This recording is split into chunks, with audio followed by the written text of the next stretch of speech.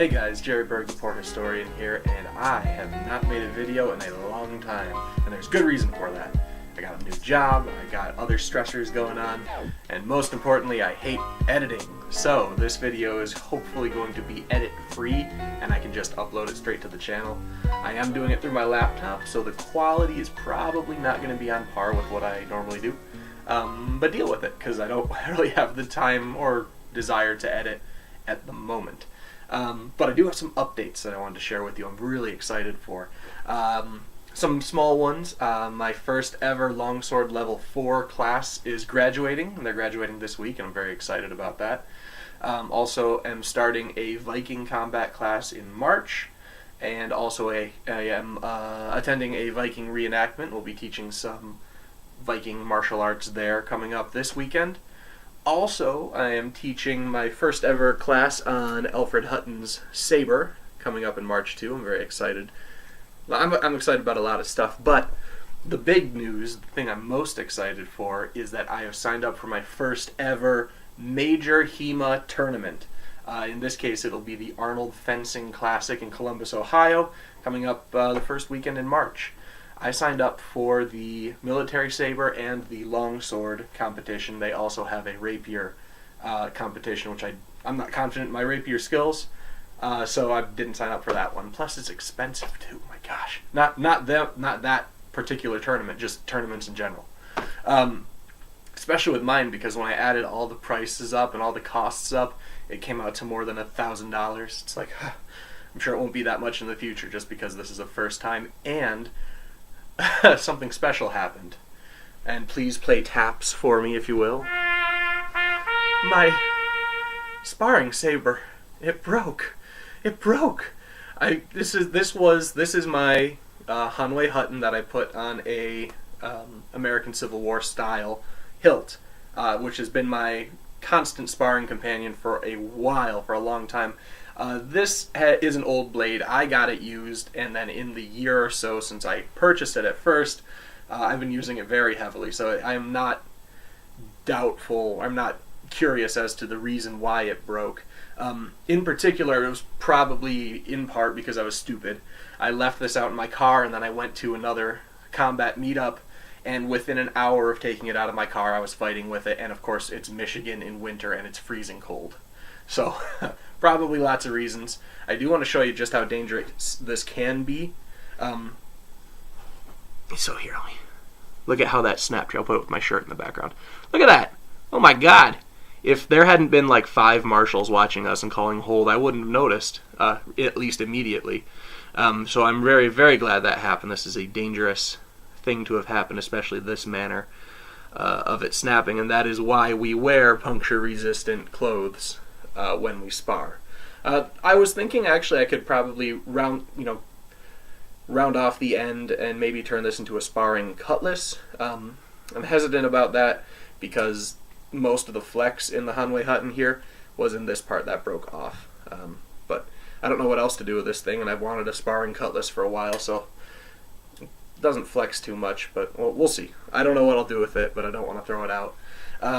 This, by the way, does not diminish my respect for the Hanwei Hutton. Like I said, I've been using it for more than a year heavily, and it was used beforehand, and I was stupid the day that it broke by letting it get so cold and then sparring with it. It could have been a number of things. The people who were watching the fight actually said I was doing a lot of twisting cuts, and apparently that causes a lot of torque, which also can cause swords to break. So, lots of reasons. However, here's the fun part. This broke last weekend. My sparring tournament is coming up in 2 weekends, and it took me a few days to realize, wait a minute, this was my saber I was going to spar with.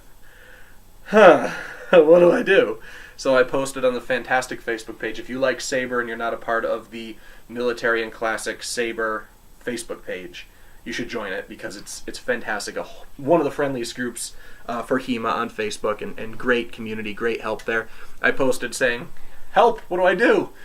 If I was smart at the time, I would have remembered both the Hanwei Hutton and the Cold Steel Training Saber are available on Amazon Prime. You can get it in 2 days for affordable cost, but I'm like, some of my students were saying, hey, why don't you have saber be your main technique, your main style that you learn and practice?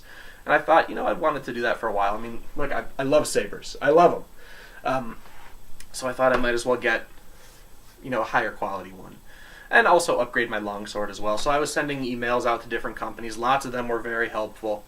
But it always turns back to the most helpful that I've ever had out of all the HEMA companies, and that would be my buddies at Purple Heart Armory, woodenswords.com. Those guys are phenomenal, and they helped me out with two things. They helped me by getting a brand new longsword and a brand new saber. But I'm going to show the longsword first, because the saber, those of you who might be following the saber world might be kind of getting a little giddy at the moment. I'll get to that. But for now, they did have an extra VB Fetter version 1 laying around. Now, I do know that there are issues with the version 1, specifically with it being a little wobbly. See if I can get that on screen. It's not too wobbly. It's not excessively wobbly.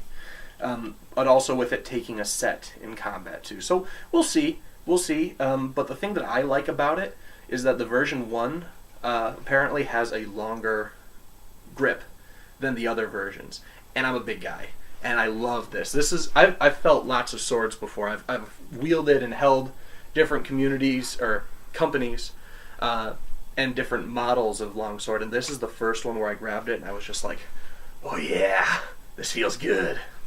So I'm excited to try this out. I have my level 4 class, session 3 of 4 of my level 4 class coming up on Tuesday, so that's when this is going to get its virgin fight. I've just been swinging it around in my living room for now. So I'm excited to this. This is also going to be my main fetter for the Arnold Classic tournament coming up in a couple weeks. I'm excited to give it a go. All my other fetters, I have a Hanwei fetter, and version 1, the bad one, and also a custom Naaman Galahad, the light one, the one that's light, and it's too light for me. I like to fight light, soft sometimes, but not that soft. That one has sets all over it. I mean, it's like watching a snake.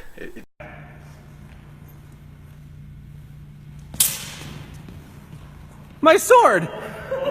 It's so bendy. So I'm glad to have that one. But now the part that I'm really excited about, Purple Heart Armory is awesome. They are amazing. And by the way, yes, I will be doing a full review of this weapon right here later. This is just kind of a reveal. Oh my gosh. Look at how sexy this is. This is what I can only assume as a prototype or beta version of the VB Gymnasium saber, and this is just beautiful. There are certain aspects of it that are they're not finalized yet for the American release. Specifically, the big one would be the blackened cup here. Christian from Purple Heart was saying he might want it steel or non-blackened. Personally, I like this. This looks, oh my gosh, this is so beautiful. I love it. I think it looks cool. It kind of has an antiqued look. And also, I'm going to do more details in my review, but I've got my original one, probably from the late 1800s at the top there. And you can see it's just kind of, there we go. It is very comparable in curve and length. I love it. The Hanwei Hutton was much shorter than this one. I'm going to see if I can hold the broken blade up to this one. You know what? I'll do it in the review video. Keep your eye on my channel. Like my channel for updates and reviews. So I've been messing around with this. This is going to be my main saber for the Arnold Classic Saber Tournament. I'm very excited. I've been swinging around. I've been putting tips. You might have seen a tip on the longsword as well. But I do want to show it does have a rolled tip, which is very nice, especially after using the Hanwei Hutton, which just had kind of a dulled, rounded tip on it. Nonetheless, you saw I had the cap on the end of the Hutton. I have a cap on the end of this one. And man, this feels beautiful. I love it. So I'm excited about that. I do have one big hesitation for my enrollment in the Arnold Classic Fencing Tournament, and that would be my heavy gloves. I've got good light gloves. I've got a pair of leather gloves that I wear underneath the Purple Art Armory cut and thrust gloves. That gives me good grip and good protection. I like it. These, however, I do not like. They have caused so much problems for me. These are, and I didn't look into the model or upgrades or anything. These are a pair of Neiman hoof gauntlets. I got them very cheap. I got them off the Neiman Fencing Outlet Facebook page, which if you are like me and you're a poor historian, please like that page also, because they are awesome. They help me out a ton too. This is the first time that I've gotten a product that I don't know if there was a problem with these. I didn't really look into why they were, discounted. But I got them, and I wasn't a big fan of them for my particular fighting style. I like to have my 5 fingers able to move freely. See if I can show you the problems. Now, of course, obviously I would be wearing an underglove with this too because of that, because you see your bare hand here.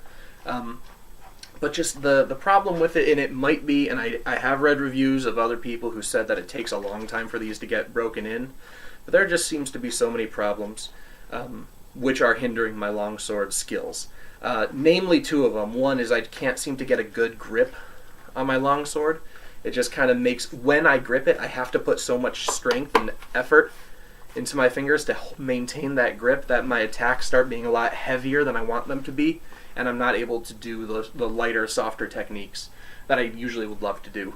But the other problem with them, what was it? There's a few problems. I mean, mainly that one, mainly the grip. The other problem is that when I grab a longsword hilt, I have to tell my mind to close these fingers, my pinky and my pinky and ring finger, before I close my index and middle finger, because otherwise the pinky and the ring finger just lay on top of the hoof of the other 2. So I have to actually okay, now pinky, now index, now thumb. Okay. So that I feel like that's gonna hinder my longsword skills. I'm not going for the gold too, by the way. I'm just going to get the experience of tournaments and represent Grand Rapids as well. Grand Rapids HEMA Society. The weird thing is that this is a whole new world for me. I have never been the one to say I want to be the best fighter. I've always been the one to say I just want to teach, I want to help people get into it, I want to have the historical understanding of it. But a lot of people have said, hey, why don't you go to tournaments? And of course my group, the Grand Rapids HEMA Society, is getting large and popular enough where we should be going there. And as of right now, I think we're one of the top most popular fencing groups to have members attend the Arnold Classic. I think we've got 6 or 7 of us going, so I'm very excited about that, and so I might as well jump on the bandwagon as well. I've never wanted to win tournaments. I don't think I will win tournaments, but I'm going to give it my best, so we'll see how that goes. I wanted to give you guys an update on that. I wanted to give you a heads up because on the weekend of March 1st, we'll be driving down. I'll probably be doing a few live videos as well to get my fighters' opinions and thoughts on it, maybe give you a layout of how the event runs. I did join the SCA because of their cut and thrust combat section, which is very similar to HEMA.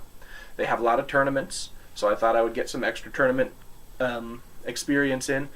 I did record a live video, but it turned out to be a little harsh, so I may or may not release that, because at the end of the day, the SCA is very friendly and very nice, and I'm coming at it from the perspective of a reenactor and a HEMA fighter, and it just that gave me a bad perspective for giving an objective review of the SCA. So I may or may not reveal or release those videos, but we'll see. In the meantime, keep your eye on the Arnold Fencing Classic. Come and attend, come and watch. I mean, they've got some cool classes as well, and I just think it's going to be a great event, especially for promoting the Midwest tournaments that seem to be growing as well. Until then, I'll catch you guys next time.